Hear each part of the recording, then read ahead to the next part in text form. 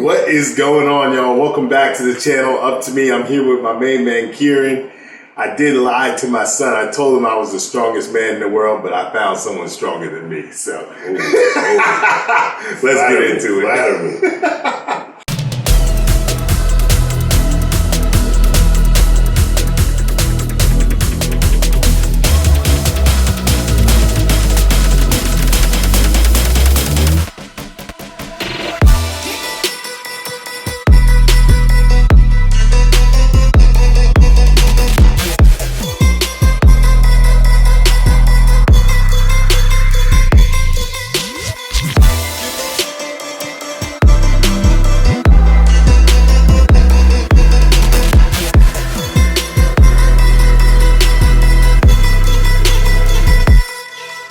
Welcome back to the channel, y'all. I'm here with my main man, Kiran.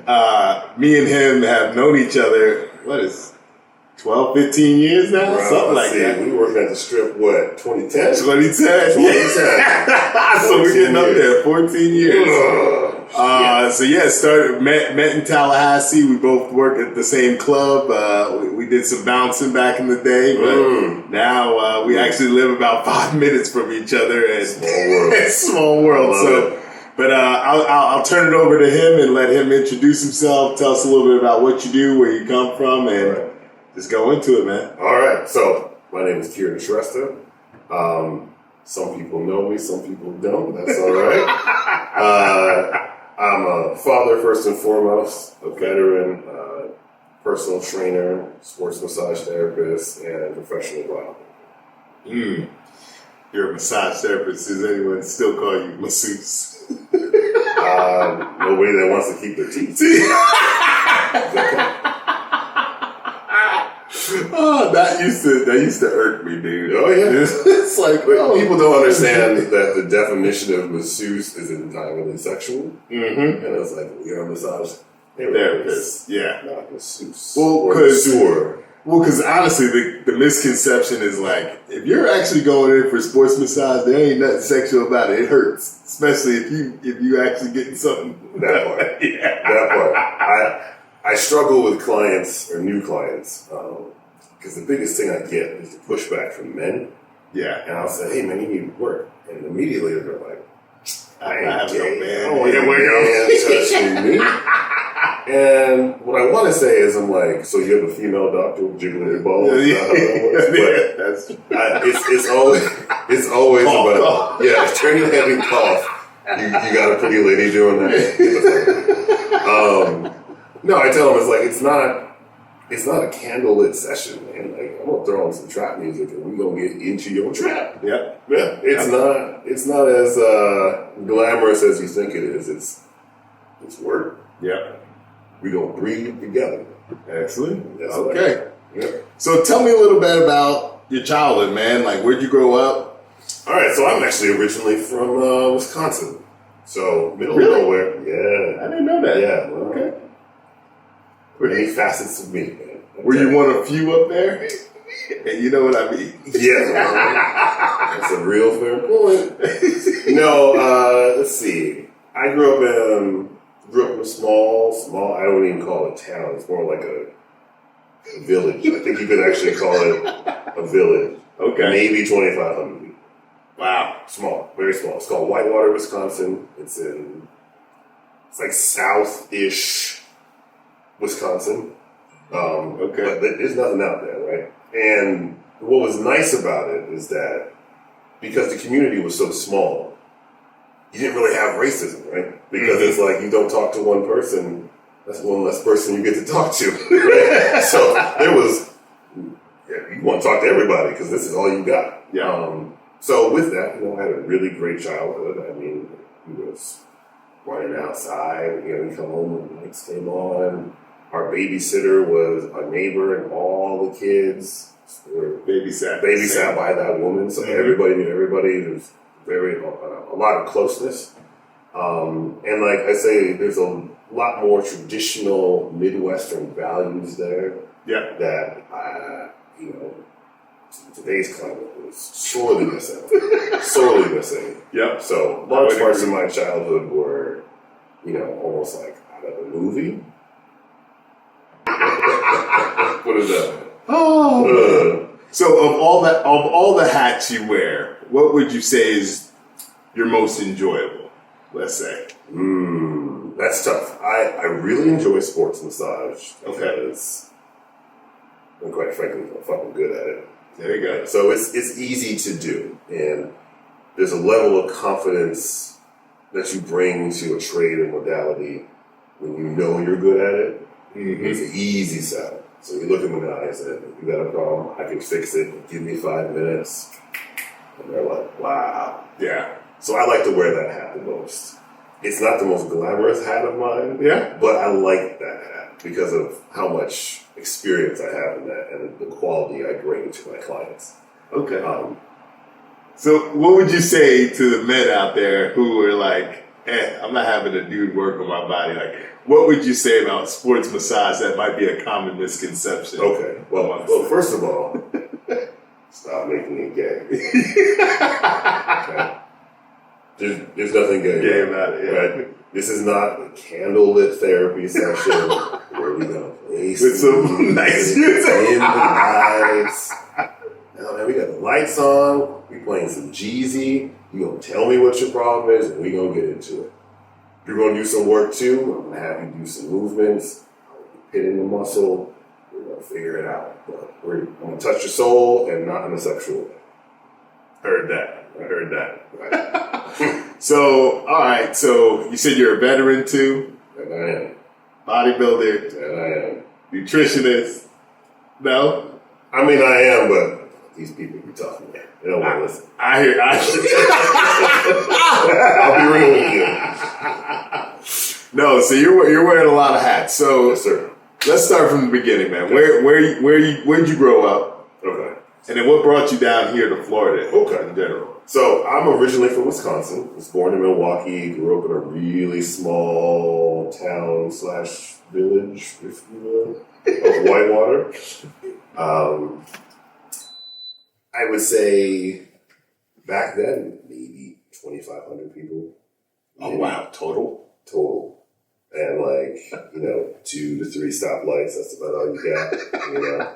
I think it was a Piggly Wiggly and a Walmart. Wow. That's all you got. Oh, there was a Hardee's and a Pizza Hut. Okay. That's it. So I was there till about 9.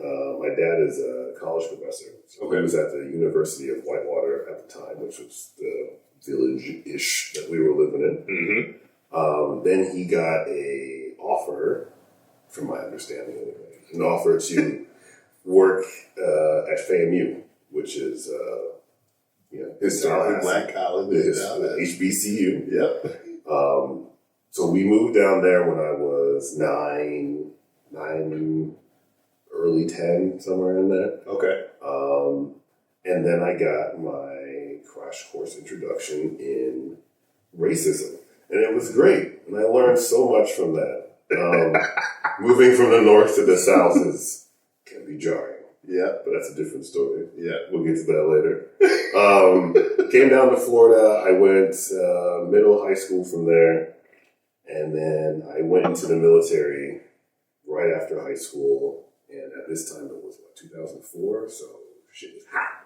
Yeah, at that time. Went into that. Short turnaround. Found myself in the sandbox, playing around there for a little bit. Then I came back stateside. Got married. Got a kid, got divorced. It's a story. The gambit. It's the whole story. And then I, went to massage school, did that for a few years, moved to Tampa for a little bit, got back, got into bodybuilding. That's what we did. We worked a couple clubs there, doing some security. Mm-hmm. Then I got into bodybuilding and I sort of doubled down on the massage bit and sort of found my niche with that. I went more into medical, chiropractic, sports, which is a far cry from spas. Less money on the medical side, but way more rewarding and a lot more technical. So you really have to step your game up to make that transition. Yeah. Well, I think there's also probably a lot more loyalty too. So, because if I come to you as someone who actually has a problem and you can get that problem. Like, I don't need to go anybody else. You've addressed that issue for me. So I think there's probably a lot more loyalty in your clientele, maybe. Yeah. Exactly. Yeah, and with the medical side, you can actually create a treatment plan. So you can say, all right, you need to do X, Y, and Z. You need to see the chiropractor. You need to see me. You need to see the physical therapist. And if they follow the treatment plan, usually they get back on their feet very quickly. That's a big if. But that is a big if. Because a lot of it's, uncomfortable and it's painful. Yeah. Working through injuries is not fun. Yep. But if you're really dedicated to your sport, you're going to do the work. Yeah. What you love is being on that field or the court or the stage or whatever have you. So if that helps you get there, you will do it. Yeah. Okay. Yeah. So it's funny, so you went to the military in 2004? Mm-hmm. So I remember, I graduated in 07, a little bit younger than you. And I remember Coast Guard came to our school. Mm. And, growing up, I'm like, oh man, my mom probably doesn't have the money to send me to school and whatnot. And this was right after me finding out about my football injury. I can't play football anymore. So I'm like, you know what? I'm gonna find a way to get school paid for. So the Coast Guard guys talking to me, right? So I go home, I'm excited. I tell my mom, hey, they paid for my college, this and that. I think the recruiter called my mom and she was like, wait, but if they required him to go to war, he could get called. And he was like, yeah. She was like, yeah, no thanks. No thanks. So I didn't know it was her choice. Yeah. I get it. So I'm curious because you said you had a good upbringing and whatnot. Yeah. What kind of, I guess, made you choose that route? I would say I was pretty unfocused as a kid. Okay. School came to me very easily, and I didn't have to apply 100% of my brain. Yeah. I was still getting good grades.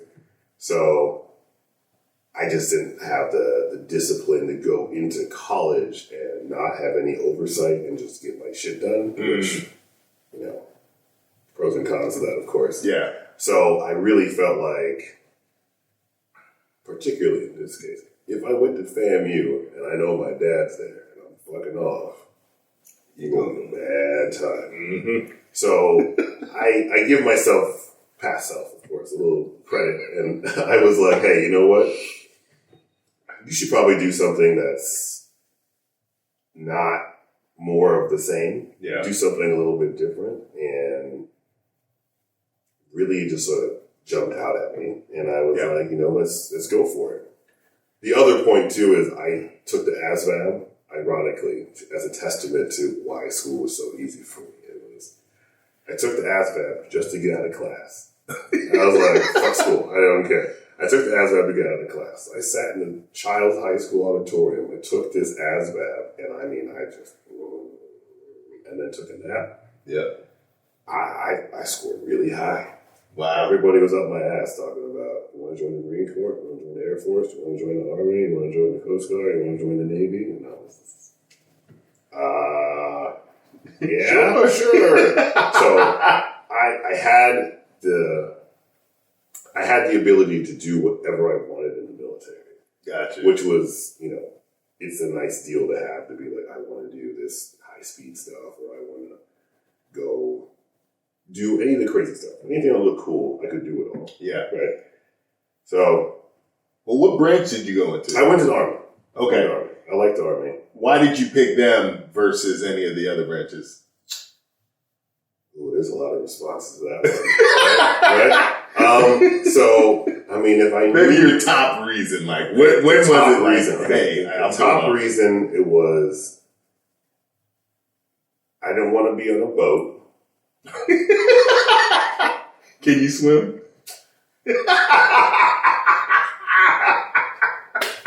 No, Negro, I can't. I'm gonna be honest. You knew that question was coming. And you know how hard it is to learn now with all this muscle? Just straight to the bottom. Help me.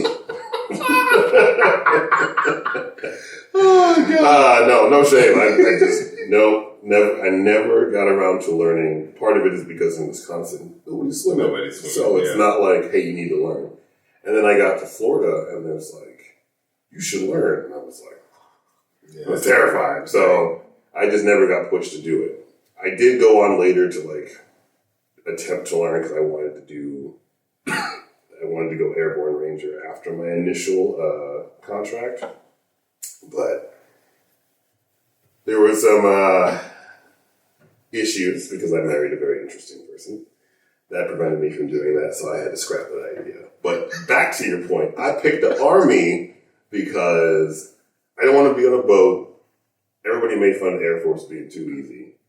Marine Corps was hard as fuck, so shout out to all the Marines. Mm-hmm. I'll give you damn credit. That's just hard.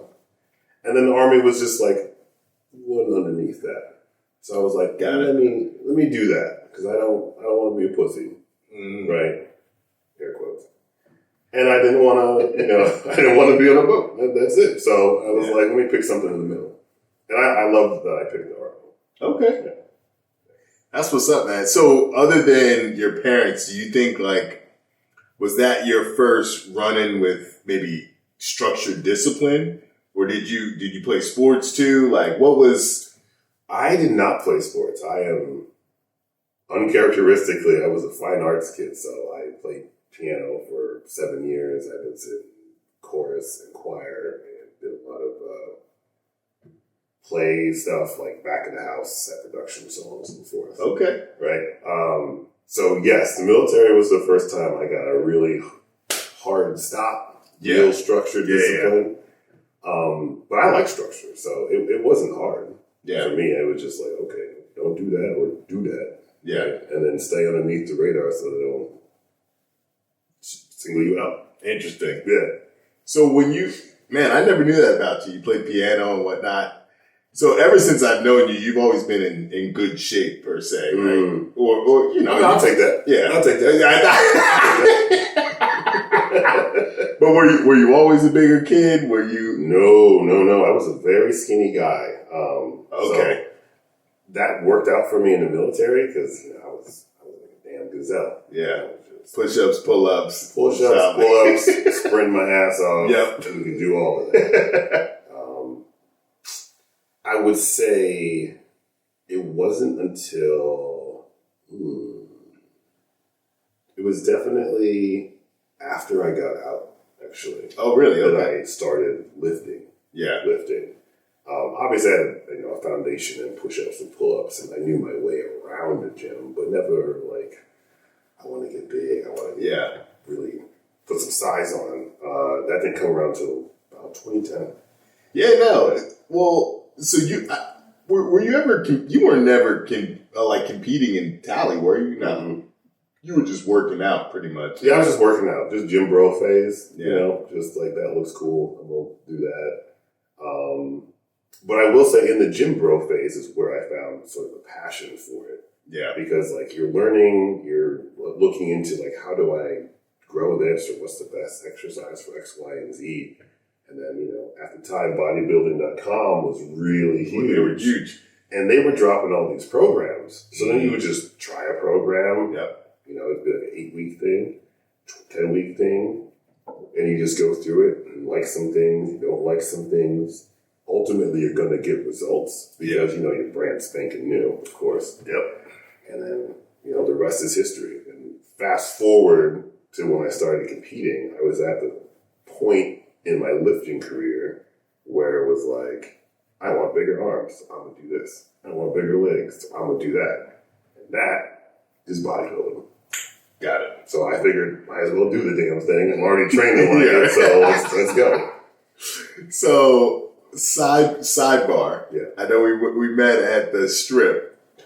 What's if you could think of one, what's your funniest bouncing story? Ooh, can we get charged for this? This is the statute of limitations on what happens in Tallahassee before camera phones. Yeah, exactly. Before camera phones. Favorite story. That you could tell. Well, the funny thing is, for anyone who doesn't know, Strips, it was a club or it was an area of clubs in Tallahassee. But the funny thing about the Strip for me always was that it was never the big dudes I had issues with. It's always the small person that would fucking give me shit, and I literally could flick them. You know? Yes. I don't know. You know what? I'll tell you my favorite story of a bouncer I saw. Okay. I don't want to get in trouble. See, there you go. Yeah. I was at, was it Chubby's? Yes. Chubby's. No, it was either Chubby's or was the, what was the other one? You talking about Bajas? Yeah. Yes. So it was big old black dude, glasses. I don't remember what his name was, but he was huge. Yeah. And this kid. Bigger than Ray? He was like Ray size. Okay. He was Ray size. Some frat boy getting too wild, right? A little scuffle. The frat boy was like, I'm gonna fight you. And this guy was just like, 5-finger mush to the face. Just, nope. And so when he fell down, the guy picked him up by the belt loop and the collar and carried him like luggage. And then took him outside and said, bloop. Yep. You're out. In front of everybody. The line's long, so it's like you get clowned outside. You ain't getting no pussy. Nothing's happening. Your night's done, sir. That was one of my favorite moments. I reenacted that move a couple of times. I felt very inspired, but yeah, no. That was the brawls we used to have. You know what I mean? Well, I mean, yeah. Sigmas run out the night. Yep. 130 hits. It's always close to the end of the night. It's like, oh shit. I call it the bewitching hour. Yep. 1 o'clock is when shit goes down. Every time. I think the funniest thing though that I ever did was there was a kid, he was underage drinking. He's drinking a pitcher. So I come around, I'm like, hey man, you're underage, da da da. Yep. He's like, yo man. It's like, I'll give you money. Gives me like $50. Then I tap somebody else at, I'm like, yo, that kid's underage drinking. I was like, yeah, go ahead. Damn. But yeah. Oh, yeah. Boy. Nah, man, that was good times, man. But yeah, it was always the small people, man. Occasionally, you get a bigger dude who could handle himself. But public service announcement: if you're out drinking and you're belligerently drunk, you will not win. Just leave. Don't do it. If they ask you nicely, just nod, you put your drink down, and you walk out. It's good tonight. It's been a good night. Let me keep it moving. So, all right, man. Here. Not Tampa. Yeah, exactly. So, all right, man. So let's get into it, man. So you're a bodybuilder. Take me through, because I think a lot of misconception is around like, hey, bodybuilders, they just take supplements and whatnot. They're maybe not like, they're relying on some type of supplement or something to get them to the size that they are. Can you kind of dispel like, hey, what's your day to day when you're training, when you're actually like, hey, you're competing for a show, like what does your day to day look like? Okay. So my day to day, let's say in prep, so I got a show coming, let's say 14 weeks out. Mm-hmm. So my day will start a little bit early for me, 6:45, not too crazy. I'll get up, I'll do transverse abdominals work, so like vacuums, practice that. Helps keep the waist nice and tight and small. And then I do whatever my prescribed cardio is. Mm-hmm.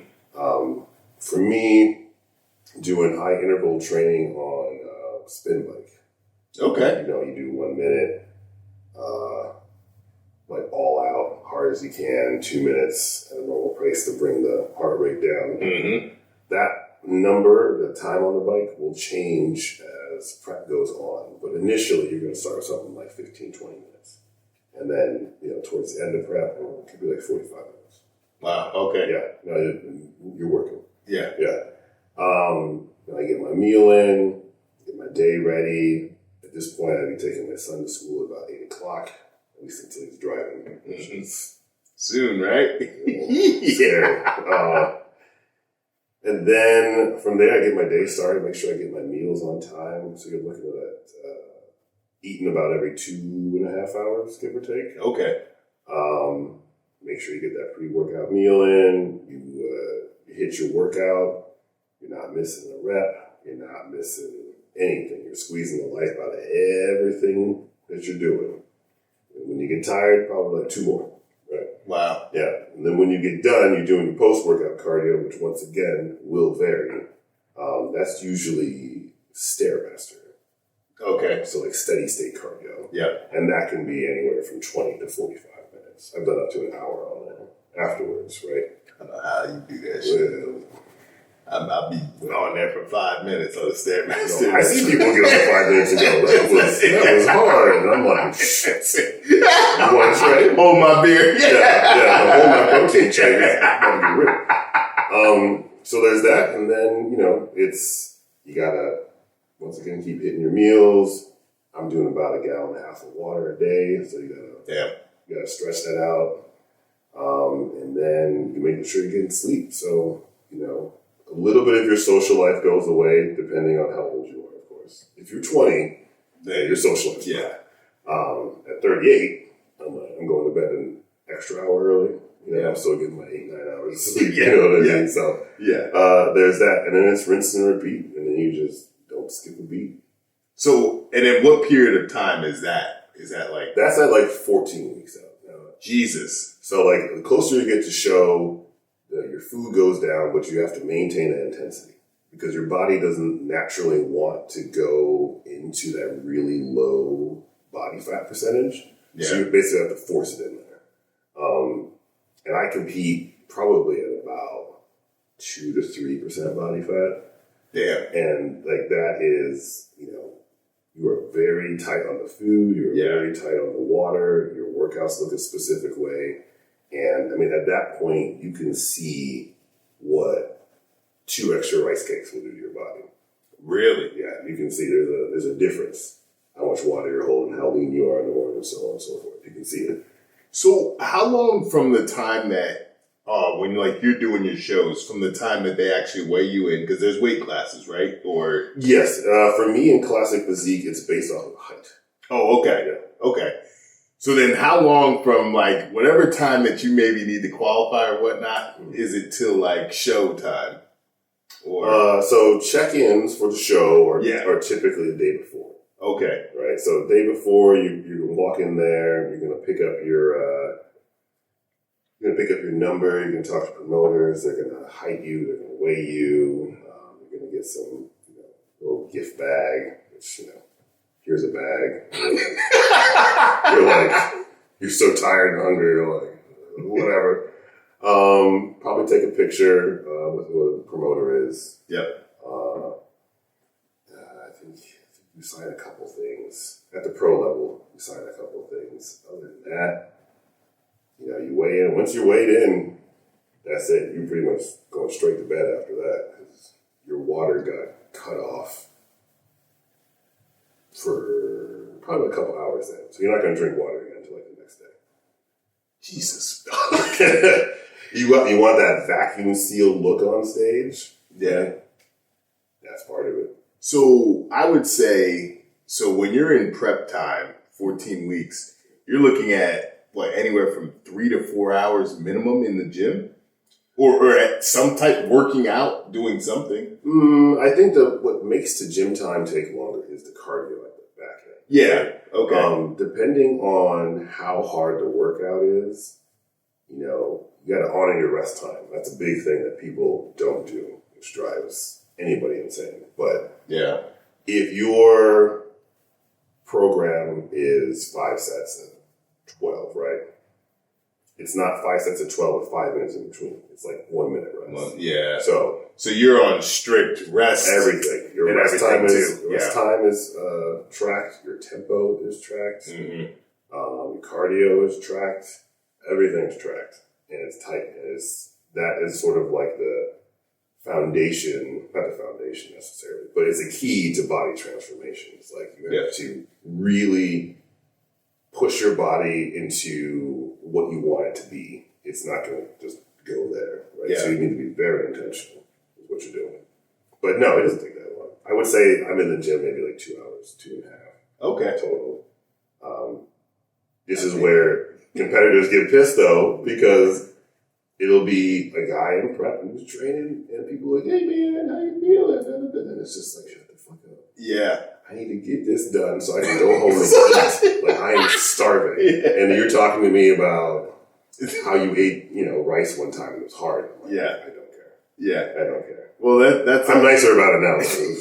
Well, when you're one of the biggest people in the gym, I mean, you get it all the time. It's like, damn, bro, how'd you get your arms so big? Oh my god! Oh my god! Yeah, how'd you get your arms so big? I just look at them. I'm like, are you eating enough protein? And they're like, well, I eat a lot. That doesn't answer my question. Yeah. Right. Well, speaking of, I mean, so when you're in prep, does that kind of dictate maybe where you work out because you don't want so many people talking to you, or? Yes. So thankfully here in Tampa, it's a very serious and broad bodybuilding community here. Yeah. So it's easy to find like sort of a niche gym that caters to competitors. Yeah. And when you're in a room full of competitors, everybody gets it. Yeah. You know what I mean? Leave me the F alone. When we speak to each other and we're in prep, it looks a lot like nonverbal. Yeah. Right? It's a or it's like when somebody's struggling, you just walk by and it's like, I see you. Keep going. And you're behind, you keep it moving. Yeah. Right? There's like an unspoken rule that everybody understands that we're here to work. There's not a lot of time to talk. Yeah. We love to talk, but now's not the time. Yeah. And you got maybe 30 seconds or whatever the rest time is to say what you got to say, and you got to keep it moving. Damn. Yeah. Whew. Okay. Yeah. So, obviously, my channel is about accountability. Mm. So, I always ask all my guests is, what does that word accountability mean to you? Accountability to me, I always look at personal accountability first and foremost, right? Mm-hmm. And that means to me being honest with yourself, which is hard, right? And then being honest to others. And I don't think that you can be one without the other, so I always like to say, accountability is just being honest to yourself while living authentically as well. So, yeah. Yes. That's big. No? Yeah.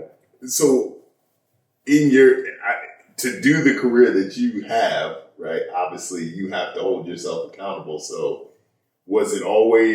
has it gotten easier for you to hold yourself accountable? Did you slack off a little bit in the beginning? Like, how has that kind of grown as your career now has progressed? I mean, I would say that because you used to have a coach, or do you have one now? I still have the same guy. You still have the same guy. Okay. Same guy. So was he kind of that person that maybe also was a external accountability factor for you? Yes, not predominantly. Like, I was pretty intentional about what I wanted. Yeah. I had no idea what I was doing, so I was like, I'm putting all this in your hands. Like, this is my health, this is my future, is my dream. So it's like, you're the guide and I'm the doer. So yeah, I was pretty motivated about it. Then I didn't slack off on bodybuilding really at all. I would say business-wise, I didn't get super serious about it until I really started doing my own thing, which would be like 5 years ago, but leading up to that, I would say 2017 and 18, I felt like I could do it and have my own practice. So when I got done with work, I was then working on people privately, right? Yep. And I got my supplies from like the leftovers from the spa I was at. You know what I mean? Like they're used sheets that they don't want. I thought you didn't work in the spa, man. Right. When I started, I needed money, man. I'm a dad. I need money. Nobody out here helping me like that. So yeah, I just hustled and grinded. Did it as a hustle. And then once I was able to get my own shit rolling, then I really kind of put the fire in my ass. But there's a lot of learning. Yeah, a lot of learning. I think, and I mean, you coach people too. So obviously, and I've trained people too. And I think one of my biggest frustrations was people holding themselves accountable and staying disciplined. So how have you been able to maybe hold people accountable, and how have you instilled discipline? That's what I'll ask. How have you instilled discipline in your own life when it when it wasn't even bodybuilding, it was just keeping yourself healthy? Shit. I really think it was just circumstance. I wanted something really bad, but it was also like the chips are down. So it's either sink or swim. Yeah. And if shit's failing, that's on me. There's no external factors. And if shit's winning, that's also on me. Yeah. So I had to figure it out. You think it's different because your body is pretty much your paycheck, damn near. I mean, we're bodybuilders concerned. Yeah. Yeah. Do you think that helps you stay a little bit more disciplined on your, I mean, I would assume in sports massage too, if you didn't look the way you did, I don't think people would take you as serious too. I mean, I feel like I scare people away. They're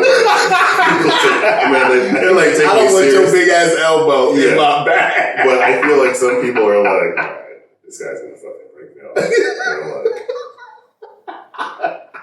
like, maybe, but I don't. Okay. No, I would say that was a tough question. It's a good question. I don't know. I mean, I feel like I was very focused on what I wanted to be focused on. The drive was just everything. Yeah. And I was very, very into what I was doing. Is it natural to you? Because I would say, when I was younger, right, I was an athlete, right, so that was one thing. But once I got into college, right, I always had maybe external factors of why I kept my physique up. Attention from women and things like that. So it's I think what's my progression? 2010, I was going through a divorce, so I was just angry, right? So the gym was catharsis for me. That was my therapy, right? Yeah. Nothing new. We were all out here fighting demons at one point in the gym. Mm-hmm. You got your hoodie on 3 o'clock in the morning, cracked out, fucking Jack 3D, right? Yeah. So that was it initially, and then when that got resolved, welcome back. And then when that sort of resolved itself, unfortunately, I found myself in another not great relationship. Right? If you know me, that's surprising. But I was like, hey, I'm really going to dedicate myself to this bodybuilding thing. Nothing else is really going well for me. So I was like, I want to be something. I want to do something with this. This is something I can control. Yeah. So I got really into it. So I just sort of adopted all the behaviors that go around having a healthy physique because A, I like structure, and then B, it was just something I was really passionate about. And the further I got into it, I got more and more strict and more tight and more knowledgeable on the whole situation. So interesting. Yeah. Who would you say are maybe 2 role models that you look at in the bodybuilding? In the bodybuilding space? Okay, so for me, Jay Cutler is a big one. I've met him before. He's a real cool dude. Real cool dude. He's one of the few greats that are still able-bodied. Mm-hmm. I mean, they're not all broken, right? Not everybody looks like Ronnie. Right? There's rough shape, man. Yeah. Dorian, he's doing fine. Marcus Rule, he's doing fine. People are still fine. Yeah. But him and the way he pivoted out of bodybuilding but still stayed relevant in it is sort of the dream, right? Okay. Because there's not a bunch of money in bodybuilding. I think that's the misconception. You got to do this shit if you love it. If you're out here for the money, don't do it. Don't do it. Okay?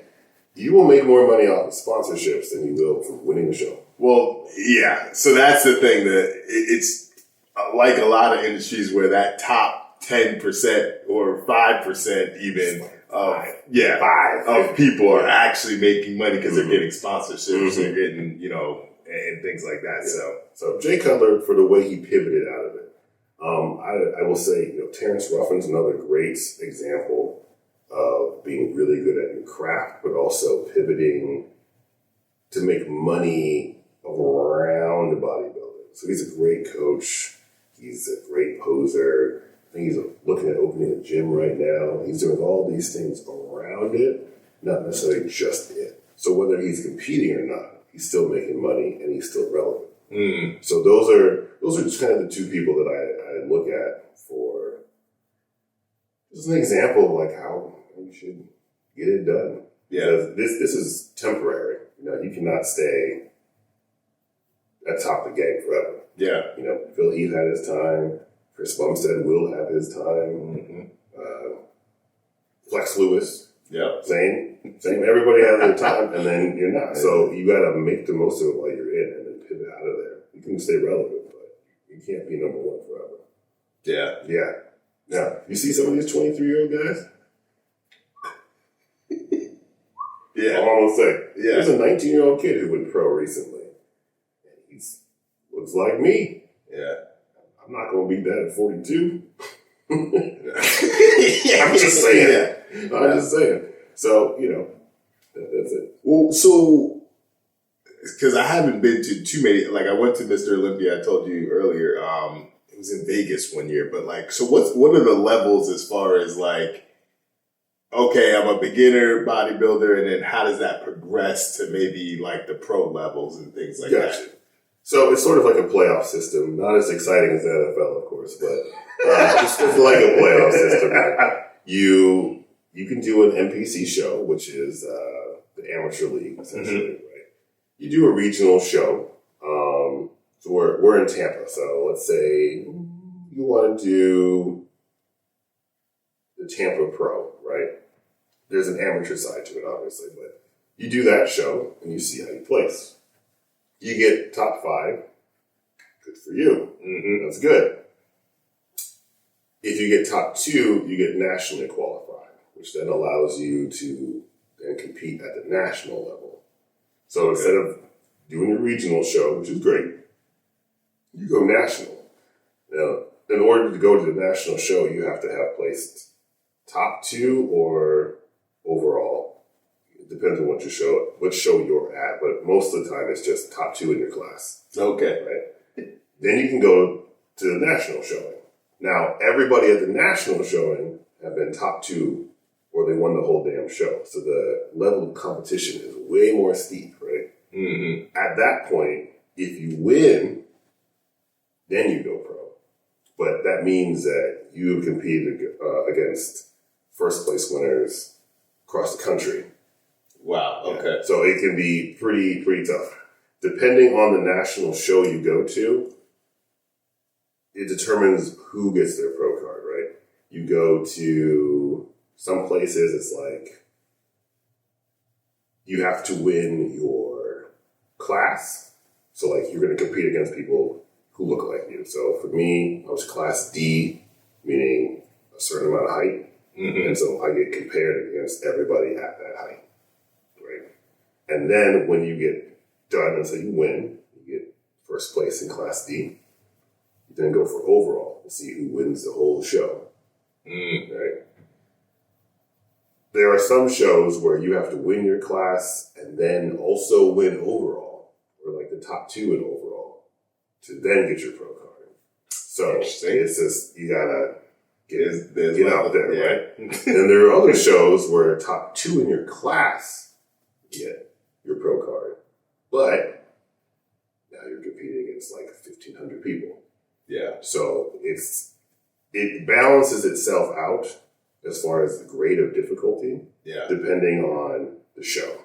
So if you pick NPC Nationals, like I did for all of my national shows, you're going to look at somewhere between 750 and 1,500 competitors. So in your class, you're going to have that many? Yeah, because you're thinking about bodybuilding, women's bodybuilding, men's physique, classic physique, bikini, figure, wellness, women's physique. Wait, so hold on. There's a category for let's everybody. Let's moonwalk a little bit. Okay, let's slide back. Because you compete at 2 to 3% body fat. So what is, I guess, the main difference between bodybuilding and men's physique? So men's physique is the board shorts one, right? Okay. Showing only half of their body with an emphasis on core, chest, and shoulders, and obviously back as well. Okay. But that is the emphasis. They're not really looking at your legs. Ah, okay. So that allows them to obviously put more time into training upper body, which is why their upper bodies look. I'm not saying the chicken legs. I don't really have calves, so I don't want to talk too much. So they're training half their body. That's what they're showing, right? I don't think they're neglecting legs, but they're not prioritizing. Yeah. Right. So classic physique is the whole thing, right? Our trunks are a little bit thicker, and it's a little bit more of an ode to the 60s and 70s, the golden era bodybuilding. Okay. And then bodybuilding is like basically the thong, right? Yeah. And they're built like a fucking brick house, man. They're like 300 pounds, peeled. Yeah. Yeah. No, Yeah. Yeah. Wow. Crazy to look at, but it's impressive. That's on the guy's side. On the female side, you have bikini, which, it's a nice look. They're not too striated, they're not too lean, but they have a nice, like, fit physique. Not overdeveloped, really, just really great straight shape and structure. I will say on that one. A little bit more on the thin side, right? Because it's bikini, right? Yeah. You can't be jacked out of your mind in that. Right? So, bikini. I mean, y'all are. We are. That's what our tradition calls for. Yes, sir. Yes, sir. But bikini is probably the easiest one for women to get into right off the bat, depending on your structure. Yeah. A lot of the younger women are already naturally a little bit more slim, so it's easy to fall into that. After that, we got wellness, which is these blessed women with like horse legs. The emphasis is on glutes and legs, so the glutes are huge. Yeah. Right? And the legs, quads, and hamstrings are also huge. Obviously, they're training all of their body, but it's like the opposite of men's physique. Like, they're just hammering that lower body. Interesting. Yeah. So, of the whole group now, 700 to 1,500 people, but then, like, in just solely your body. In my division, in classic physique, yeah, that can vary, man. Like, I've seen up to 40 some odd competitors in one class. Wow. Yeah. And then you have to be at the top of that. Top. Damn. Yep. So I'm sure this is similar to like just other sports in the sense of, are there people that are just genetically gifted and where you maybe have to put 2 hours in? There's someone who can put an hour and a half in? Absolutely. Okay. Absolutely. Some of the best bodybuilders in the world that you see, Chris Bumstead, great example, genetically gifted.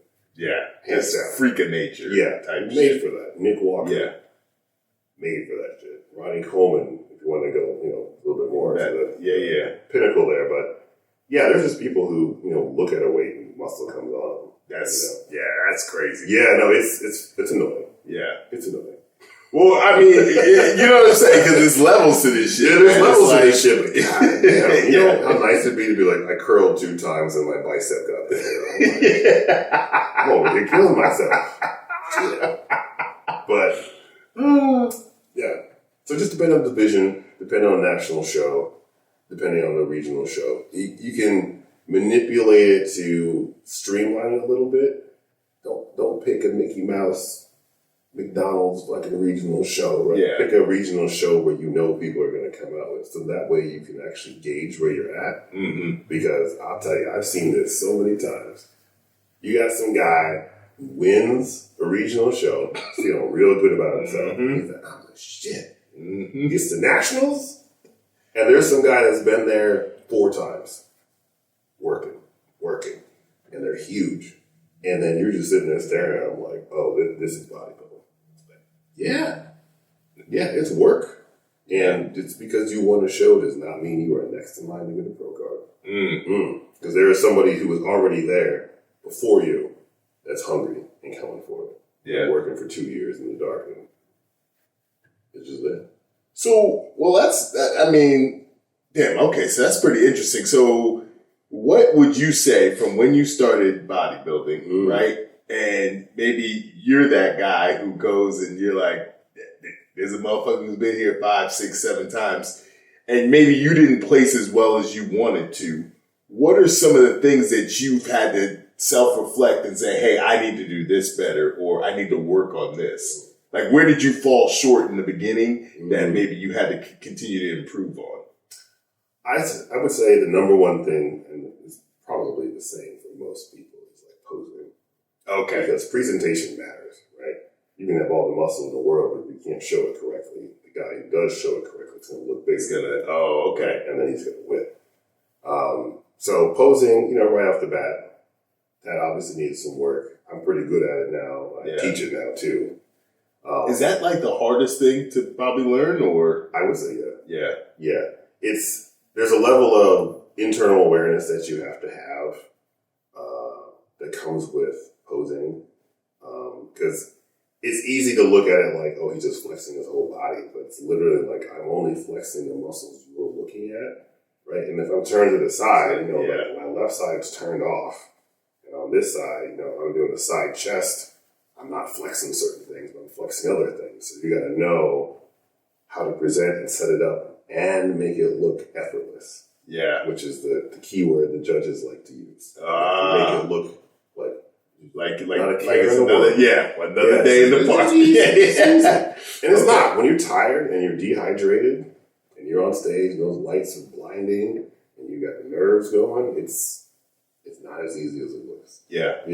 Okay. But posing would be the hardest. Okay. Obviously, you learn how to put on muscle faster, how to eat better food, how to increase your training. You learn stuff along the way, but I would say the biggest thing that made a difference and I had to really work on was posing. Okay. I mean, I would also imagine, so you have a coach, and I think this was one of the things that I had to kind of navigate when I was first personal training. It's like, not everybody's body is going to respond the same way I do to certain things. So I would assume that maybe in the beginning, it's also, hey, finding out what works best for your body. Yeah. So I like to tell people that becoming good at bodybuilding is learning your body specifically, like taking the time to really learn your body. Not everybody's going to train the same and get the same results, right? Some people, don't need a lot of sleep. I haven't seen it, but some people don't. I'm just saying. Some people don't need a lot of sleep. I mean, I think you should. But some people, like some athletes that go into bodybuilding, what puts muscle on them faster is what they trained in. So like you're a track athlete, squatting can work, but if you're doing like high jumps and you running a lot and sprinting, their body's going to be more predisposed to responding through the modality that put the muscle on in the first place, right? That, and I mean, that's really about it. It's just, you really got to learn yourself. The food is obviously a huge deal, right? Yeah. It's just if you're diabetic or you're allergic to something, obviously that's going to change stuff. But I can anecdotally tell you that, finding what your body responds to is going to make all the world of difference. For me, I have to eat carbs that are higher on the glycemic index. So we're talking white rice and we're talking sugar and stuff. And then my body responds that way. You go too low, like brown rice, nothing happens. Interesting. Yeah. So, in the context of bodybuilding, it doesn't happen as well. Now, obviously, my body's like food, but you gotta learn what works for you, right? Yeah. You know what I mean? Egg whites also, for me, inflame my entire body. I would jump up 5 pounds of water like that. Get out of here. I don't know why, but here we are. Yeah. Yeah, so you gotta learn your body. And that takes time. Obviously, you experiment with more food. If you're a guy that doesn't know how to cook, fix it, right? Because you're going to have to learn, and that's really it. Now, are all your meals pretty bland? Like, I think that's another misconception that I think can you add some salt and pepper to your meal? Meals are only as bland, as uncreative as the cook is. Let me put it that way. I have found some pretty cool ways to make food delicious, even though they're missing what other people would think would make it delicious, right? Yeah. You know, right now in the off season, all my food looks like a fucking Chipotle bowl. You know what I mean? I got my rice, I got my ground beef in there. I put in crispy jalapenos, crispy onions. I throw in a little bit of Parmesan cheese, a little honey mustard, a little sweet and sour. Okay. Throw it up, man. Shoot. Yeah. Now, I picked the right sauce, right? It's G. Hughes. We got the macros on it. There's hardly anything in it, but it tastes good. You don't have to suffer. If you out here just eating chicken and rice, raw dogging life, like you on your own. Well, and then it's not going to last long. It's not going to last long. That's not sustainable. It's not sustainable. So, you got to find ways to make shit taste good. It's not that hard. But if you lack the creativity, yeah, you have a bad time. For sure. So, all right, Kiran, give us the secret sauce. How do you, because, there's a lot of people, there's ads on Instagram. Okay. How do you lose fat? What's the best way to lose fat? In the gym. All right. Best way to lose fat. Let me start with the real one. The first way to lose fat, number goddamn one, eat your damn protein. Okay. Good Lord. Uh-huh. Everybody tells me, I am eating protein. They track it, and you 160 pounds. You're eating 98 grams of protein, right? Because you thought you knew what 8 ounces looked like. Wrong. You don't. Right? Or, now you're supposed to eat I heard you're supposed to eat your body weight grams of protein. Is that pretty accurate? Or see, that's good information, but where they got it wrong is, let's say you're overweight. Let's say you're 300 pounds. Yeah. You want to eat your lean mass. Protein, right? Which is going to be significantly lower. Then, yeah. Okay. So, let's say you're a 200-pound woman who's really overweight, and your lean mass is like 140. Okay. Then you should be eating 140. Don't be out here eating 200. Your stomach's going to hate you. But exactly. Yeah, like 140, And then just watching your dietary sources. But eat your protein. Number one, thermogenesis from just consuming protein, you're going to burn fat from it. Really? Okay. Yeah. You can't store protein as body fat as well, so it's an ideal macronutrient to consume. Right? So get your protein in. Get your protein in. Okay. It'll make all the world difference. You get your protein in, you increase your muscle mass. The more muscle mass you have, the more body fat you burn. So it's protein. So to those people who only do cardio. The people who only do cardio think that body weight is fat. That's the problem. And you can drop a bunch of weight. You can drop a bunch of scale weight, sure.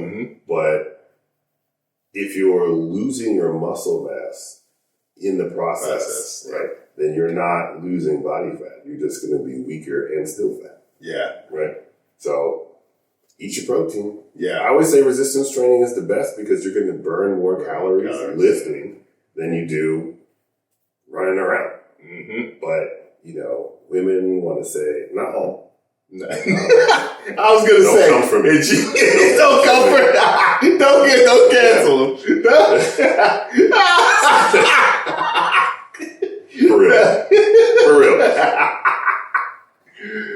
The women who enjoy cardio and do not like lifting really think that if you pick up a weight, you're going to look like a man. Now, some people think it's boring. Yeah. And I'm like, okay, it's boring. Me running in place on a treadmill is far more boring. 100% agree. But to each their own. I'm not here to hate. Yeah. Lifting weights does not make you look like a man. Like, if putting on muscle was that easy, man, every guy out here would be jacked out of his mind. Yeah, right? Exactly. So I always try to tell, the non-believers, we'll call them that. We don't want to generalize. But Yes. non-believers, if we will. You gotta do it. You gotta do some resistance training. The long-term benefits too, particularly where it impacts women, is that it's one of the best ways to prevent osteoporosis as you age. You have to put a load and resistance on your skeletal frame in order to make it and keep it strong. If you don't do that, it just atrophies. Yeah. Yeah. And you see that with the older generation who has a lot of osteoporosis, and that was when women didn't do any lifting realistically. So yeah. Well, that was usually like when I was with my clients, now women, it was just like, okay, when you're just speeding through, it'll be bicep curls 3 sets of 10. Yep. And no rest in between. I'm like, look, you're not doing it. You're not doing anything. You're just doing it to do it. Exactly. It should be hard. It should, exactly. Yeah. Rep 7, 8, 9, 10 should be pretty difficult. Yes. That you need rest. Yes. And that's the one thing I'd always have to be like, okay, pick up a heavier weight. And it's just like, and that was tough for me because naturally, as an athlete, as someone who's worked out, it's like, I know when the weight is too light for me. Yeah. Like, it's like, no, okay, you need to go up in weight. Oh, that's because you wanted it. Yeah. That's the difference. Well, that's true. That's true too. Yeah. Because I train some dudes now too. And I'm like, it's like, nah, man, man, put a damn 10 on the guy. You're killing me. Yeah, no, some of these, you're trying to transform your body and you think you're going to tickle it to get it to change. You have to kick in the front door if you want to do it. So whether that's on intention or on intensity, something's got to give. Yeah. Right. I think one leads to the other, but. Well, I mean, and just even you said, like, I attribute that's life, man. I just posted a video the other day, man, but it's like, dude, it's, you have to break yourself down. And that's what, like, the trials and tribulations that we go through in life, they just prepare us for that next step that we have to, as long as you're continuing to just keep moving forward. Yes. Right? Yes. It's a great parallel to life. Absolutely. Yeah. So with that being said, just first, professionally, what's been the biggest obstacle you've had to overcome? It could be bodybuilding. It could be in the Army. It could be anything. I mean, if I'm going to be 100% real, I would say the biggest obstacle I had to overcome was myself. Okay. I always... Unique answer. Yeah, well, I mean, I keep it real, man. It's, failure is part of the process. Yep. But I think if you eliminate a lot of the stuff that you get in the way, right? Like, you have your trauma, right? From a kid. Whether it's little T trauma, like my dad didn't hug me enough, or it's capital T trauma, like somebody raped you. It doesn't matter. Like, you want to address that, assess it, come to terms with it, hopefully grow and move on from it. And the less distraction you have in your life, the more clarity you have, the harder you can work. That's my take on it. So for me, I had to deal with my shit. Like, I had some shit I was hanging on to, some childhood shit, my relationship with women, my anxious attachment versus my avoidant attachment, the darn stuff, right? Yeah. So kind of getting through all that bullshit really allowed me to move forward very hard. Yeah. Yeah.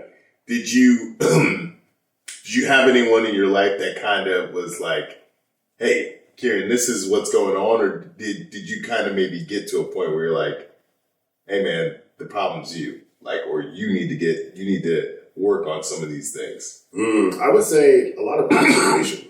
Right? There's people I saw that were doing things and making moves, and I was watching how they operated. And I'm like, how do I get like that so I can do the things that they're doing? Yeah. Now, everybody has their own problems, of course, but their problems could have been something else, right? But, being extroverted was one. Yeah. I looked at people who were extroverted, and I was like, how do you just know how to have a conversation with somebody. And that's pivotal if you're trying to make a sale, trying to buy something, trying to, get a connection for work or anything else like that. Like, you got to know how to be extroverted. So it's just watching people. Yeah. Extroverted was an example, of course, but watching people. No, I mean, honestly, man, the reason I ask you that, and I'm gonna dive into this one, it's just like things like the body positivity movement, right? And it's just, I think we've gotten to this state in the world now that we try to shield people and their feelings sometimes, and we don't give them actual advice that's going to help them. Yeah. So when I say like, hey, did you have to look in the mirror and kind of say, hey, no, you're the issue, or did someone else kind of give you that? It's like, and again, I go to the body positivity movement. It's like, hey, don't say this about them or don't say that. And it's like, no, sometimes you have to be direct and be able to tell people, hey, like, no, you need to work on this. And if you love somebody and they're over freaking weight, you need to be able to say, hey, I love you and this is why I'm telling you this. Yeah. And I always say the body positivity movement should be more be the best version of your body type you can be. I'm never going to be a cross country runner. I'm not going to have that body type. Yeah. No matter how in shape I get, I'm never going to be 150 pounds. That's not going to happen, right? Similarly to you, probably. You're not going to get that low. So I always say, hey, whatever your body type is, if you're a very tall person, very small, just be the best version of that body type. And that's what body positivity really should have been. It shouldn't be, hey, just accept anybody the way they are, and we're not trying to get better or give people guidance. I feel like that's a really great point. I want to say that we just, as a whole, we the people, that's a good say, have you don't want to be included. have gotten away from accountability. Yeah, 100%. You could blame it on society and technology. We're all so busy looking at other people that we want to be a specific thing, and that disconnect with ourselves. You look at it like that, but I would say, I understand that we only have maybe 4 or 5 real friends. Those people that are going to give it to you straight. Mm-hmm. That was just we all have friends, right? And there's a crowd that's like, that's my girl. She can do no wrong, right? Yeah. And then you got that friend that's like, but it was you, though. Mm-hmm. You know what I mean? Mm-hmm. And I think that if we all strive to be like that core group of friends with others around us, it's coming from a place of love. You want to see somebody succeed. Exactly. But you can't just let them, sit there in misery and just not say anything. To me, being honest, brutally honest, it doesn't always work with other people. Right? You can't say, no, you should put them chips down. But, I think that if we all strive to be that, we've just been a much better place. Yeah. Well, it's like if I come to you and I say, man, fuck my boss. They wrote me up because I was late. But it's because I'm black. Your question to me is, well, were you late? It's like, well, let's run that back. Yeah, let's run that back. Okay, we'll fix it. You know what I mean? Exactly, man. It's really, you got to take 100% ownership over your life. And that's really where I felt things in my life really started to change, because it's because that's the convenient thing, to look at all the external factors. That's convenient, right? To not look in the mirror and say, no, you're the problem. Yeah. It's looking at, I'm blaming my ex-girlfriend, my ex-boyfriend, I'm blaming this, I'm blaming my boss, I'm blaming everybody else under the sun. And it's tough to take a look in the mirror and actually look at you. But then when you adopt that mindset of, hey, I'm the problem, I'm the solution, I'm everything. Yeah. And your life will start to get better, because when you make it about everybody else, then it's dependent on them if your life gets better. Yeah. And so, that's really, man, I like it. That's why I started the channel too. So that's great. I mean, very rarely is it an external. My bad. My battery died, so I'm on amateur hour. We're going to get there, though. We're going to get there. Slowly but surely. We're going to get there. We're going to get there. It's a journey. Yeah, it is. It is a journey. So I think we were kind of just talking about, you had talked about like having a tight knit group of friends that are actually going to tell you. Basically, I boil it down to find people in your inner circle who are going to tell you what you need to hear and not what you want to hear. Yeah, get you some real fucking friends. That's the key. Well, that's the thing, man. The word friends is thrown around so liberally and just oh, that's my friend, that's my friend. And the realism of it is most people are colleagues. Most people are acquaintances, really. And honestly, like the one advice I can give about like friends and even like friends in the workplace is some people will make decisions not to leave jobs because they work with their friends. But then when you really boil it down, it's like, is that truly your friend, or do you guys just have the commonality of you work at the same place and you bitch about the same stuff that you're not happy about at work? Some people need that epiphany on their own, and it's like I see it most often with people who drink a lot and then they clean up their lifestyle, stop drinking, and all those friends just disappear. Right, exactly. Because it's not about y'all are boys or friends, it's that you guys enjoy doing the same thing. Yeah. Right. So my thing, I'm like, look, if you don't want to pick me up from the airport at 4:00 in the morning, you ain't my friend. Yeah, that's facts. That's facts. You do some exceptional shit for those you care about, and you can only realistically care about 4 or 5 people that are not your family. That's true. So that's true. Who are you going to pick up at 5:00 in the morning? Who will call you at 2 in the morning and you answer? Yeah, that's the shit. That's true. That's a good gauge. Yeah, yeah. Because if you go look at them and you go ignore and go back to sleep. Yeah. Oh man. So yeah, man. So obviously you wearing multiple hats. Your father. You've been to the military. You're an entrepreneur, massage therapist. What would you say? And maybe you're there. Maybe you're aspiring to get there. What does success look like for you? I think success for me looks like genuine happiness.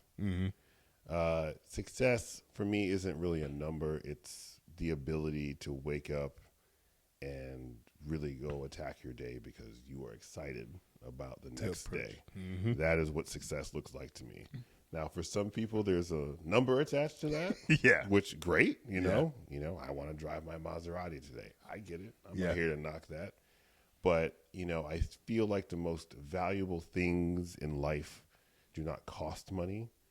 And so I put more emphasis and time into those things, Interesting. So spending time with loved ones, new experiences, traveling, seeing new things, all that. That's what happiness looks like. So whatever allows me to do that and have a real tenacity and passion for life, that's success.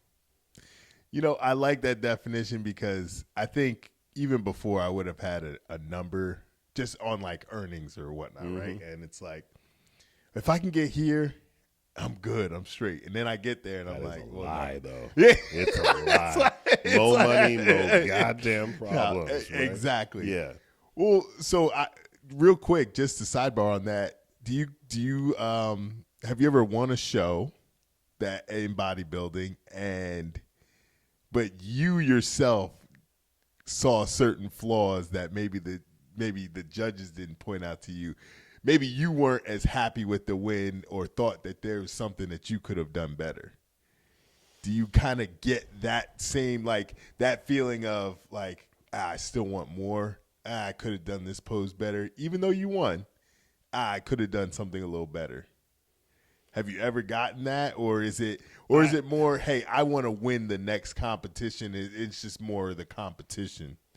That's a good question. It's more so that anytime I won, I just automatically moved to the next level of difficulty, right? I just want to see how far it goes. So if I won, great. What's next? Got it. I've never had bad judging. So, if there's a problem or a flaw, right, they're going to tell me. Even if I win, they're just like, you look great. You're the best on stage, right? I would like to see X, Y, and Z from you. Okay. I'm like, noted. Got it. Then I up the ante, up the difficulty, hit it again. Bring your improvements. Oh, you got third. Okay. What can I do better? And they're like, oh, well, a little bit more biceps, a little bit denser lower back. I'm like, okay, cool. Go back, bring it up, show up, and they're like, I see you. Okay. And then in your second, and they're like, hey, I want a little bit more quads on the outside so that your X frame looks really good when you hit that front relaxed and front double bicep. And you're like, okay, cool. You get to work, up the ante. Now you're a pro. Now it's like, how do I stack up against the world? Rinse and repeat. So I always let what comes next kind of be my critique, if you will. Okay. How do I get from here to there? And then that's my critique. I need more of this. I need better of that, X, Y, and Z. And that's what I do. Got it. Yep. Okay. And then, so I'm a young, aspiring bodybuilder. I want to get into the realm of bodybuilding. Yeah. What advice would you give for me? The advice I would give is, one, do it because you love it, not because you're going to be, not because you're going to be big and famous. You're not going to be hanging on a billboard somewhere, more likely than not, right? Do it because you love it. If you love to work out and you love to transform your body and you have a passion for it, that's your jam, right? Yeah. I would say patience as well. You're not going to, the likelihood that you win your first show, even a little regional one, pretty slim. Right? Really? Yeah. Yeah, it's pretty slim. It's not zero, but it's not a favorable percentage, right? I will be honest with you. And then to go pro, I mean, there are like 2 show pros. Like they went to a show, got qualified, right? And they went to nationals, swept it, and now they're a pro. It's possible. I've seen it happen. I've personally seen it happen twice. But those are probably those genetic freaks. They are genetic freaks, right? And I've only heard of, I want to say, 3 people outside of those 2 who have actually done it. And I'm talking like the last 20 years. Wow. So it's not that easy. So you got to love it. You got to grind, and you have to understand the difference between a win and a loss. And getting third is not a loss if you increase your placing from the last show. Ooh, right? okay. So you got 6th last time, and then you show up again, you got 3rd. That's an improvement. That's a win right there, right? It's when they're hard, when you don't take the top spot because you grinded so hard to get there. But you have to understand that you're not the only one doing it. And out there is somebody who's been grinding 4 years longer than you have. So obviously it's like, well, in that case, I get that they fucking won. Yeah. I can't be mad at the guy who's been coming to nationals for 5 years in a row, and this is my first shot at it, and I'm going to sit back here and throw a temper tantrum because I didn't win. That's crazy. So patience and, discipline. Master everything around the bodybuilding. That's the posing, figure out the food that you want. Put yourself in a good environment. Go to the gym that's conducive for your goals. Understand that your homies who are eating chocolate milk and Rice Krispies before a workout, right, and shooting the shit and talking their head and staring at girls in the gym are not the people that you need to be around when you're trying to do prep. It just doesn't work. So no brownies before the gym. No, we can't do that anymore. Man, I've had clients be like, yeah, I went to McDonald's and I slammed a quarter pounder before I came in today. And I'm like, yeah. all right. If you throw up, the basket is over there. Yeah. So just patience, drive, want it, environment, and for the love of God, get a coach. Get a coach. You cannot do it yourself. I don't care how awesome you think you are. You're not going to coach yourself as effectively as somebody else who knows what they're doing, but also just as a third party. They can see you objectively. You in prep cannot see yourself objectively. Yeah. Yeah. I can't tell you how many times I've been like, I'm not lean enough. I'm not lean enough. Did bodybuilding ever, like, did it ever, I think the most fascinating thing about bodybuilding and just working out in general, did it ever open your eyes into the fascination of pushing limits and pushing through limits that maybe you didn't even think were possible? Oh, yeah. Oh, yeah. Once again, I'm going to go right back to get yourself a damn coach. Yeah. Right? Yep. Because they're going to make you uncomfortable and you're going to be like, there is no way that I can do this. Mm-hmm. And then you do it. And you're just sitting there like, well, shit. Yep. Right? I have gone to training sessions with my coach where I'm doing leg press, for example.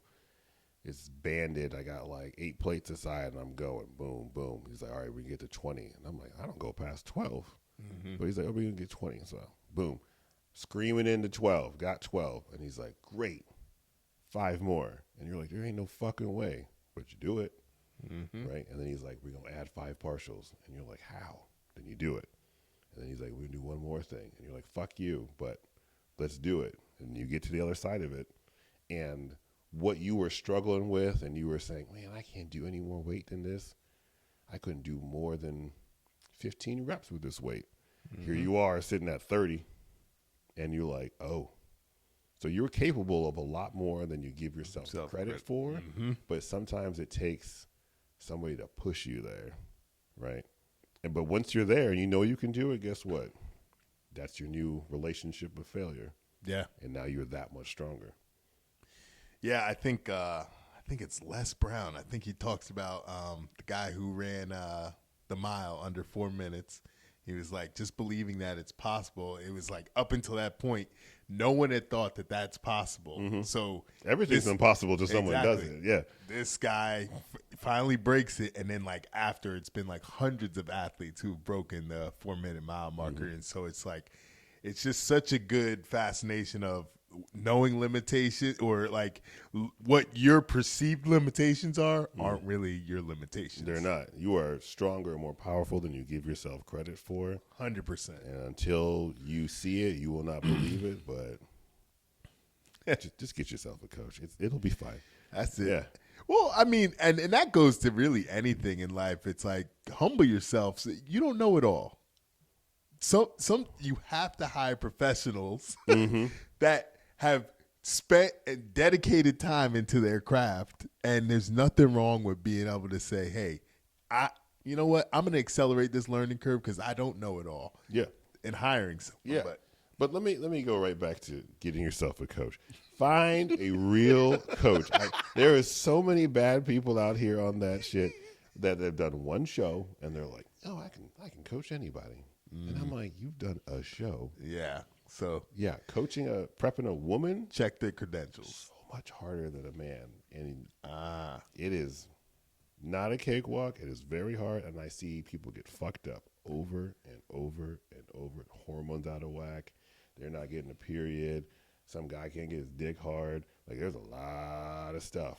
Get you a real coach.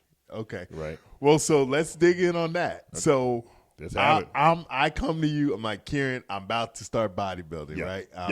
Yeah. I'm 22. My knees actually work. All those things. not us. Got it. Yeah. And I'm like, hey, I'm trying to find a coach. Let's say your coach is not available. Yeah. What do I need to look out for? What are the red flags that I should maybe see when I am hiring somebody? I would say if you can see a coach that preps people natural, if they're capable of prepping somebody natural and get on stage and they look good, and maybe they're winning, maybe they're not, but they look good, they look like they're competitors, that's probably a pretty good coach. Okay. The problem is that people use drugs to bridge the gap in coaching experience, right? And so if you try to find a coach and the first thing they say is try to put you on steroids, like, probably not the coach for you. A good coach will say, do you want to or do you not want to? Got it. Right? Okay. We'll leave the option up to you. But if they're trying to push you onto drugs, they're more interested in you looking good to make them look good than they are worried about you being healthy, safe, and enjoying the process. Interesting. It's rough out there, but I see it all the time. That's big. It is. No, that's good advice. That's why I asked. I'm like, hey, well, it's not just go out there, go on Craigslist. I need a weightlifting coach. No, it's like the Wild West. I tell you, people literally do a show and they're like, oh, I can do this. And I'm like, okay. Bomb every time. But, they'll have a trail of broken people that were like, I believed in you. And they're like, well, sorry, your dick doesn't work. I thought this worked. And it's like, do you think that's maybe one of the biggest reasons people quit the sport because they don't have a good coach? Or I think bad coaching experience is one. Okay. I would also say they just don't have a great relationship with food. That's a really big one. Yeah. And if you can't discipline yourself to not eat certain things, bodybuilding's going to be tough, nigh impossible. Yeah. Man. So there's that. And then I think also, unfortunately, a lot of people quit. I would say number one is because they're not in a conducive environment. And that could go as far as like your significant other hates it. Yeah. Right? Good luck trying to bodybuild when your husband's like hating on you the whole time. Yep. Right? Yeah. Or, your girlfriend is always like, why are you always in the gym? Doing making you miserable, right? Yeah. Or your family is just talking shit to you the whole time, which I've seen a lot of that, unfortunately. So I would say environment, really, number one. That's big. Well, so now I know you live 5 minutes down the road from me. Yes, sir. What goals have you set up for yourself that I can hold you accountable for, sir? Great. All right. So I actually wrote these down. I don't Talk to us. Yeah, Talk to us. Talk We got about this on camera too, so we're gonna hold your ass accountable. So bar me winning the lotto or dying. Right? So I got 1 to 3 years gonna hit the Olympia stage. So we're gonna be best in the world at least one time. Okay. All right. Okay. So you can hold me to that. Yes, sir. I'm gonna take on about 1 to 2 other massage therapists to kind of expand the business for the increase in volume. Okay. So I want to get maybe like not a brand new massage therapist, but something like 2 to 4 years. Okay. Got some knowledge underneath the belt, and I can train them up so that they can operate at the level in which a lot of these higher performing athletes require. Yep. Right. And then I can sort of outsource, right? I got people to do it, so now I can have a little bit of a passive income. Now you're and I don't have to turn away yeah. clients either, right? 5 years, I'm out of bodybuilding, man. I'm done. Okay. Right? I'm gonna build out my coaching program for that, so become a prep coach for that. And then I want to integrate like a full wellness model into my business to include like chiropractic, physical therapy, occupational, acupuncture, all that stuff. Got it. And maybe get like a facility for that, like 5-7 rooms. You come in there, you can go from one to another, something like that. Like a whole total wellness kind of business plan. Okay. Yeah. And then 10 years, I mean, I would love to open a massage school, but that's would it be strictly sports massage or it would be everything. Okay. It would be everything. And, churn out some quality massage therapists to where you can graduate with several modalities underneath your belt. So you're not just coming out there just like, I can rub people. You can do sports massage, prenatal, cranial sacral, lymphatic drainage, anything really. And then that would allow you to be very marketable. So Well, I love it. Well, give your. I know why it's important, but give your to the audience. Why is massage important? All right, so massage, depending on who and what you got going on. For the athlete, massage will actually increase your recovery time, so you'll be back in the gym faster. You'll have better movements and lifts in general, right? There's injury prevention with that. And then also it helps you ascertain where there's an imbalance or where you're compensating, so then you can fix that. If you go on the medical side, we're breaking down scar tissue, right? You had a labrum tear, and now you have all this scar tissue built up on your shoulder. So massage will help break that down and restore movement and function to that shoulder joint. It'll allow you to get back to doing what you love. Scar tissue breakdown doesn't feel that great, but, being able to use your arm correctly is going to be a much bigger win, right? Yep. And that goes for torn hamstrings, MCL tears, adductor strains, you name it. There's a way to massage it to help it. And oftentimes it's not directly on it. Sometimes it's like you're working the muscles around that issue to loosen up, to then promote more healing by allowing better blood flow to the area. Well, correct me if I'm wrong. It's usually not the muscle group that is actually hurting. It's usually a complementary muscle or something like that. Usually is. So like a good massage therapist is going to be able to identify the actual root of your problem. Yep. I mean, I can give you a million examples, but I guess the easiest one is like your lower back hurts. It's not your back. It's your psoas, right? So you're not even working back here. You working through here. Yeah. So that's one of the primary examples I give. But there's a lot to massage that helps. For the ladies getting plastic surgery, doing lymph drainage massage is going to help push. What? Yeah, it's going to help push that inflammation and excess fluid into your lymphatic system and pee it out, so you'll actually heal faster. Interesting. Post-surgery. There's a ton. There's a ton. Wow. Yeah. You do craniosacral massage to help with people who have seizures. I've done work on special population as well. So paraplegic. Yeah. They need work too, and that's a pretty rewarding work as well. It's very unique because depending on what the limitations are, there's not a lot of function, but they need that circulation through the rest of their body, so their limbs don't atrophy. So you have, there's a source, or not source. There's a use for massage at any level. Pretty much down the line. Okay. Yep. That's massage. Go massage. Save your life. Save you from yourself half the time. So. Yep. Now, I didn't prepare you for this. Any questions for the host, man? Question for the host.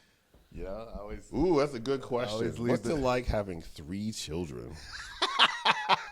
Jesus. It's a lot, man. I actually want another one. Well, I mean, you are in a very blessed position to be able to do that, right? No. Right? Working on house number 3. You basically got a house for almost every one of your children. That is my goal, actually. Right. So I want it. Bless up, man. My goal is to have a house for each one of my children when they graduate. I want to be able to gift them a house, and I just look back and say, like, hey, what would have propelled me in just being a young 23, 24-year-old kid. And if I'm able to give my kids a property that's paid off, and I mean, it's going to propel them above 95% of their peers. Yeah. But also I think, not just property and assets. I think the much more important property and asset of knowledge that you'll pass down financially to your children is what's really going to set them up for success. I mean, I know you've seen as much as I have, but young people going out into the adult space and incurring a lot of debt and don't know how finances work, don't know what interest rate is or what a good loan is or how to get a car or how to file your taxes. I think that's really a sorely missed bit of information that does not get passed down At all. At all. I'm looking at myself. I fucked that up. Yeah. Okay. So I am not a poster child for success. I learned almost everything the hard way. I learned the hard way. I fucked it up. Yeah. This is why I'm underneath this sign. Yeah. Right? But you embrace it and you grow and you move on. You do that, you do that, then you get that. Yep. That easy. Nah, man, but it's a blessing, man. It's crazy because, like, when you have your first, right, you're like, damn, I love this child so much. And you're like, sometimes you ask yourself, like, could my love expand even more to another child, right? And Sure. it's like, you make room for it, man. And all my kids are unique in their own sense. My middle child is a terror, but he is Christian. Yeah, I met. Yes. I met. As you just the brief interaction. I was like, it's like you see who my problem child is, Yeah. but no, man, it's a blessing. It's a lot. Since me and Jen both work, it definitely is a lot. But I'm blessed, man. I'm blessed. I wouldn't Agreed. change it for the world. Yeah, I don't. And yeah, I want my kids to be proud of me, man. And that's why I venture off into these journeys. I'm trying to push my limits. I'm trying to get uncomfortable and, do certain things. I'm a little bit more comfortable now on camera. Much respect, man. Yeah. Much respect. I would say you're doing it right. I love your tenacity for parenting. I think it's great. I feel like in a perfect world, I would be parenting like a newer, younger child, at least right now, as opposed to getting started at fucking 21, man. So my relationship with parenting is a lot different. And, in a perfect world, it would look a lot more like what you're doing. But that's life. Yeah. Right? You make of it what you can. That is life. Yeah.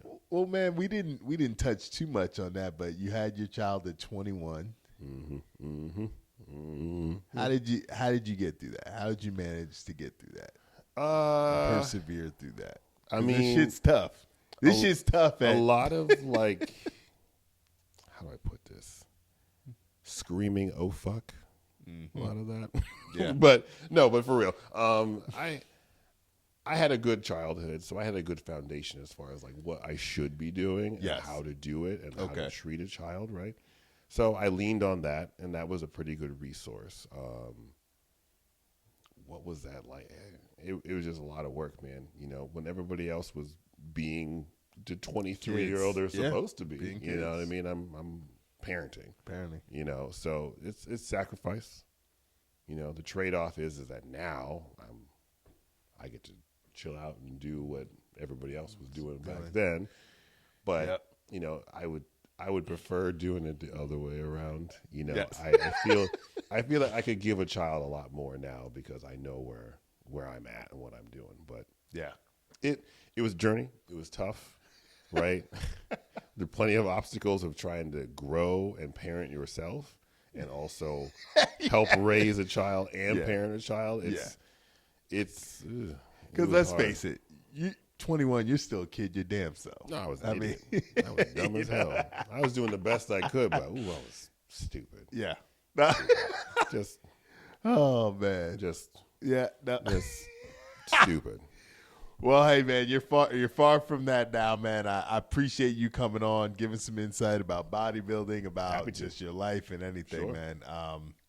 Where can they find you if someone wanted to reach out to you for whether it be sports massage, coaching, anything? Okay. Well, I got one thing to say. Everybody, please invest in personal development. Learn yourself to a T. Get through your own bullshit so that way you can be the best version of yourself.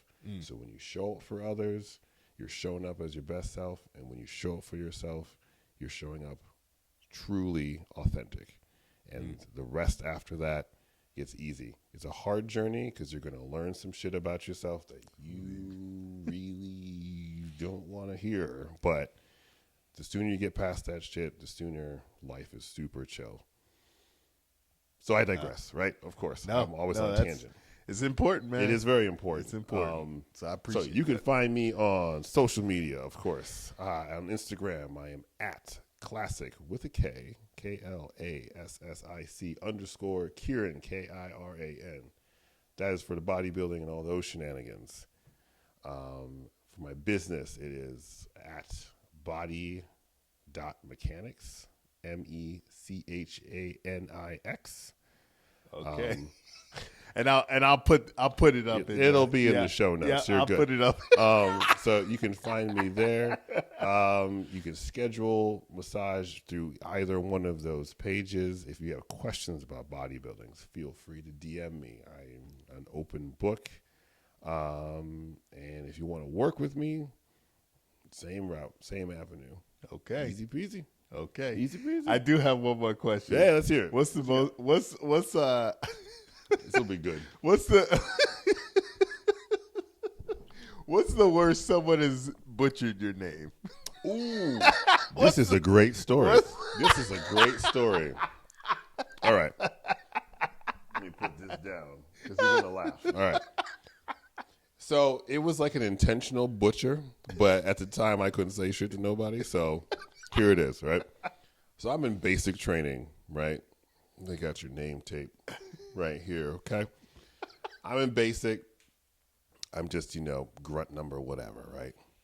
If they can't say your name, they just go by your last four. So it would always be like a mail call, right? The mail call, they're like, Williams, Johnson, Gomez, whatever. They get to my name, long pause, 7813. And I'm like, that's me. But that's not where it gets funny. I had a drill sergeant. Oh, I forget what his name is. He looked like a jacked Elmer Fudd. Picture that, if you will. And it was after I shot perfect at the shooting range. And he took an interest in me. And he renamed me from Shrestha to Urethra. What? And, yep. And so anytime he saw me, he was Urethra. And I was like, drill sergeant. Oh my God. Yep. True story. True story. Yeah. So, yeah, you weren't really in a position. Nope. You can't fucking call me. Nope. I just sat there like, I am now. And let it rock. I am now a ureter. It's fine. Oh my God, I'm dead. Yeah.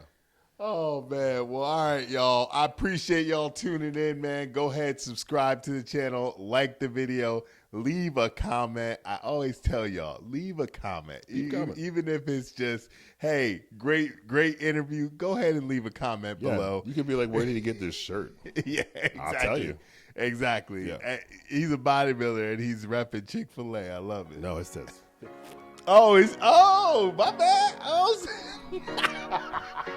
I love it. Oh, man. All right, y'all. Remember, the future I see is up to me, and I'll see y'all on the next one. Take care.